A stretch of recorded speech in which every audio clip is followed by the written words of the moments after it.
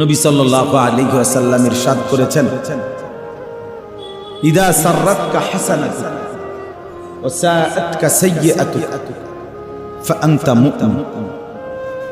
যখন তোমার নেক কাজ তোমাকে আনন্দিত করে, যখন তোমার গুনাহ তোমাকে ব্যথিত করে, কষ্ট দেয়, আহাত করে, আর নেক কাজে তৃপ্তি বোধ হয়, আলহামদুলিল্লাহ এবছর রমজানটা ভালো কাটছে, এবার আলহামদুলিল্লাহ এতে কাজ করতে পারছি, আলহামদুলিল্লাহ এবার সবে কদরের রাতে লম্বা সময় যাচ্ছে, আলহামদুলিল্লাহ এবার রমজানে পিছা কথা সিটারি বাটপারি তেমন একটা করি।